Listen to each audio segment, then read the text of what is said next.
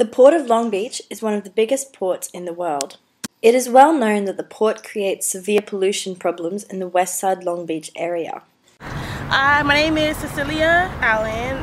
Grew up here, been here all my life. And my son is 4 years old, and he goes to Coronado Head Start.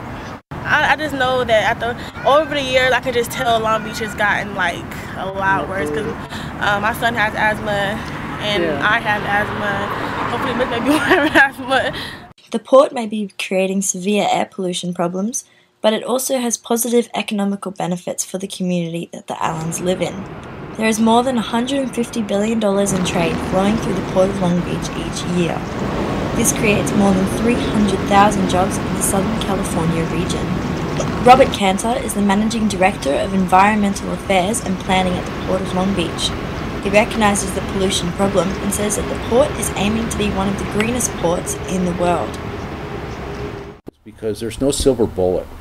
Not one source area is going to solve our problem if we were able to turn it to zero.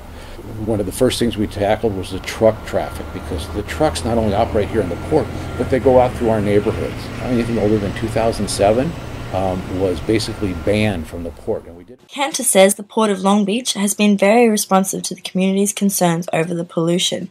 Now we are putting into our entire port basically electrical infrastructure that the vessels are plugging into and turning off their engines. So that changes from a fair amount of pollution close to the city to zero. And that's huge. Since 2005, there's been a 70% reduction in airborne diesel particulates. Recently, there is a $500 million railroad project proposed by the Port of Long Beach.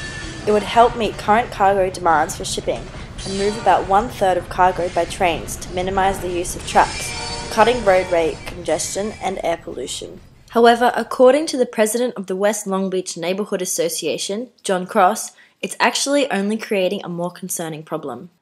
Now, those 1.5 million that are taken off the freeway are going to go right in our backyard. So there's going to be a lot more pollution in this area because 1.5 million more trucks are going to be right here next to schools and residential areas. The major concern of the air pollution is for children and the elderly. West Long Beach has a significantly higher average of asthma compared to the rest of the nation, particularly among children. We have no objection to putting 250 containers on a train and hauling up the Alameda corridor.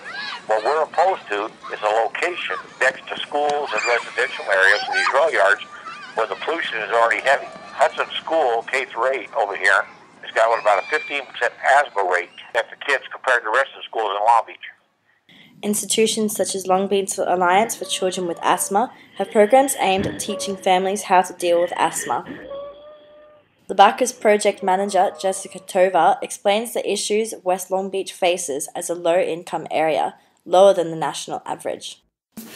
Sometimes the parents have a hard time buying the prescriptions. If they have low resources, they're thinking, am I going to buy the food or the medication? Bearing in mind Maritime Trade is expected to triple by 2020, families like the Allens are very concerned about fixing the pollution problems. Like, seriously? I know everybody has allergies now. Yeah, What do you do when you breathe? What you got to do? Mommy tell you to do? Put your hands over your head, right? Yes. Like this? Maybe to breathe? Yes. Reporting from Westside Long Beach, Leigh Ferguson, K-Beach Radio News.